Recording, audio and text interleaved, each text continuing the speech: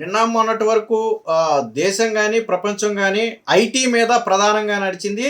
IT లేకపోతే ఇప్పుడు దేశాలు, రాష్ట్రాలు ఏవి కూడా నడవలేని పరిస్థితి. ఎందుకంటే ఐటీకి అంత విజన్ ఉంది. కానీ చంద్రబాబు గారు ఇది ఒక 25 ఏళ్ల క్రితం ఈ ఐటీ గురించి చెప్తే అప్పుడు ఎవరికీ తెలీదు. ఐటీ అనే పదానికి అర్థమే తెలీదు. అలాంటి రోజుల్లోనే చంద్రబాబు గారు ఐటీ గురించి చెప్పారు.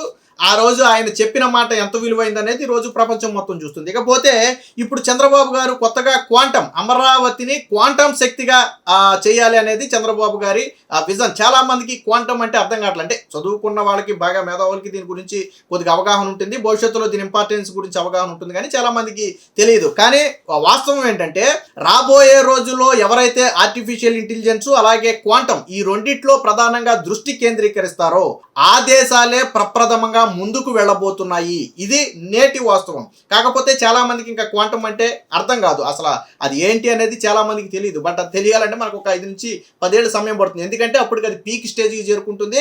దానిలోనే ప్రధాన అవకాశాలు ఉంటాయి. దాన్ని జీవనోపాధిగా చేసుకున్న వాళ్ళు కావచ్చు, దానిలో నైపుణ్యం సాధించిన వాళ్ళు కావచ్చు, భవిష్యత్తులో ఇబ్బంది లేకుండా కూడా ఉండొచ్చు. ఇప్పుడు ఐటీ ఉద్యోగాలు చూడండి, దినదినగండం నూరేళ్ళ ఆయుష్ లాగా మారింది. బట్ భవిష్యత్తు రానున్న రోజుల్లో ఏం జరుగుతుంది అనేది ఎవరూ చెప్పలేము. కానీ ఆర్టిఫిషియల్ క్వాంటం ఈ రెండు కూడా ప్రపంచాన్ని ఏలతాయి అనేది వాస్తవం. అయితే సాధారణంగా సిలికాన్ సిటీగా మనం బెంగళూరుని చెప్తాం. ఎందుకంటే ప్రధానంగా ఐటీ కంపెనీలు కీలకంగా, అలాగే స్టార్టప్ కంపెనీలకు ముఖద్వారంగా దాన్ని చెప్పుకుంటారు.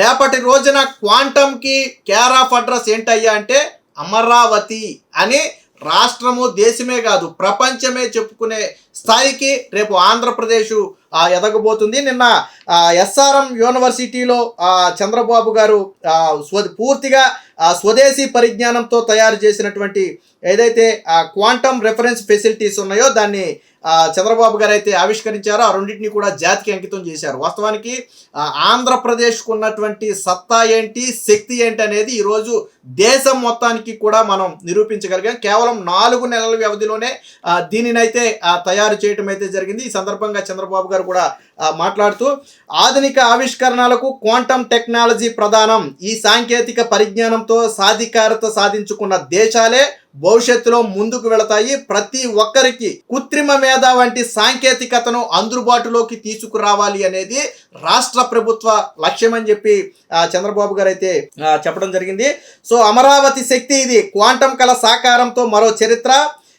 రిఫరెన్స్ ఫెసిలిటీలను ప్రపంచానికి అందించాం. స్వదేశీ హార్డ్వేర్ను అందించే సత్తా రాష్ట్రానికి ఉందని చెప్పి ఈరోజు ఆ దేశానికి చాటి చెప్పాం. టెక్నాలజీకి లాంచ్ ప్యాడ్గా అమరావతి మారబోతుందని చెప్పారు. తొలి టెస్ట్ బెడ్స్ కలిగినటువంటి రాష్ట్రంగా ఏపీ రికార్డు సృష్టించింది. క్వాంటంలో తొలి టెస్ట్ బెడ్స్ కలిగినటువంటి రాష్ట్రంగా ఆంధ్రప్రదేశ్ ఇప్పటికే చరిత్ర అయితే తిరగరాసింది. హార్డ్వేర్ను ధృవీకరించే సామర్థ్యం కూడా వచ్చింది. క్వాంటంలో 45 లక్షల మందికి శిక్షణ ఇవ్వటానికి రంగం సిద్ధం చేశామని చెప్పి చెప్పడం జరిగారు.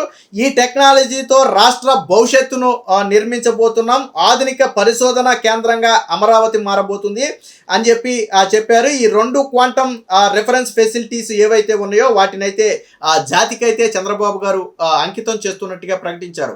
కేవలం 4 నెలల వ్యవధిలోనే ఈ క్వాంటమ్ ఫెసిలిటీస్కి సంబంధించినటువంటి రెఫరెన్స్లు ఏవైతే ఉన్నాయో దీన్ని చంద్రబాబు గారు ప్రారంభించడం అనేది చాలా గొప్ప విషయం. ఎందుకంటే ఇంకా చాలా రాష్ట్రాలు కావచ్చు, చాలా దేశాలు కావచ్చు దీనికి మీనింగ్ కూడా తెలియనటువంటి పరిస్థితులు ఉన్నాయి. సరే, బాగా డెవలప్ చెందిన దేశాలు దీంట్లో ముందుకెళ్లే ప్రయత్నం చేస్తున్నాయి అనుకోండి. బట్ తొలి స్వదేశీ హార్డ్వేర్ను కలిగినటువంటి రాష్ట్రంగా ఏర్పడటంతో పాటు తొలి టెస్ట్ బెడ్స్ కలిగినటువంటి రాష్ట్రంగా కూడా ఆంధ్రప్రదేశ్ అయితే చరిత్ర అయితే సృష్టించింది. రాబోయే రోజుల్లో గతంలో చంద్రబాబు గారు దీని శంకుస్థాపన సమయంలో కూడా చెప్పారు, ఈ చివరి నాటికి తొలి క్వాంటమ్ కంప్యూటింగ్ ను కూడా మేము అందిస్తామని చెప్పి గతంలో ఆల్రెడీ చంద్రబాబు గారు చెప్పారు, ఈ డిసెంబర్ నాటికి అందిస్తామని. అందులో భాగంగానే 4 నెలల వ్యవధిలోనే దీనినైతే చంద్రబాబు గారు అయితే ఏర్పాటు చేయడం జరిగింది. అమరావతిలో ఏదో శక్తి మ్యాజిక్ ఉన్నాయి, అందుకే కేవలం 4 నెలల వ్యవధిలోనే క్వాంటమ్ రెఫరెన్స్ ఫెసిలిటీస్లను ప్రపంచానికి అందించగలిగామని చంద్రబాబు గారు అయితే చెప్పడం జరిగింది. ప్రపంచానికి క్వాంటమ్ హార్డ్వేర్ను అందించే సత్తా ఆంధ్రప్రదేశ్కు ఉంది అని ఈ ఆవిష్కరణతో నిరూపించబడిందని కూడా చంద్రబాబు గారు అయితే చెప్పారు. క్వాంటమ్ కంప్యూటర్లను తయారు చేయాలన్న కలను సాకారం చేసి చరిత్ర సృష్టించామన్నారు. అమరావతిలోని ఎస్ఆర్ఎం యూనివర్సిటీలో పూర్తి స్వదేశీ పరిజ్ఞానంతో తయారు చేసిన క్వాంటమ్ రెఫరెన్స్ ఫెసిలిటీస్లను మంగళవారం ఆయన ప్రారంభించారు. క్వాంటింగ్ టెస్టింగ్ మిషన్ ను అంటే టచ్ చేసి ఆయన యొక్క ఆనందాన్ని కూడా ఏదైతే ఆ మిషన్ ఉందో దాన్ని టచ్ చేసి చంద్రబాబు గారు ఒక నూతన అనుభూతిని పొందారు. సో తొలిసారిగా అంటే అది అందరికీ అవకాశం రాదు. సో అలాంటి తొలి అనుభూతిని అయితే చంద్రబాబు గారు అయితే పొందడం జరిగింది. మొత్తంగా దేశంలోనే క్వాంటమ్ కి కేర్ ఆఫ్ అడ్రస్ అంటే అమరావతి, అలాగే ఏఐకి కూడా అమరావతిని కేర్ ఆఫ్ అడ్రస్ గా మార్చే ప్రయత్నం ఆల్రెడీ జరుగుతుంది. దాంతో పాటు క్వాంటమ్, అంతకు మించి క్వాంటాన్ని కూడా అమరావతిలో కేర్ ఆఫ్ అడ్రస్ గా మార్చే ప్రయత్నం అయితే జరుగుతుంది. మొత్తంగా ఈ ఆవిష్కరణతో దేశం మొత్తం కూడా ఈ రోజు ఆంధ్రప్రదేశ్ వైపు చూసే పరిస్థితి. చాలా మందికి అంటే ఇది క్వాంటమ్ కంప్యూటర్ అంటే ఏంటంటే పూర్తి వేగం. మనం గంట 2 గంటల్లో చేయాల్సిన పనిని 5 నిమిషాలు 10 నిమిషాల్లో చేస్తే ఎంత వేగం అని చెప్పుకోవచ్చు మనం. సో అంత వేగంగా పనులు చేయటానికి రేపటి రోజున ఇవి అవసరం అవుతాయి ప్రపంచానికి. సో ప్రపంచం అనేది ఇప్పుడు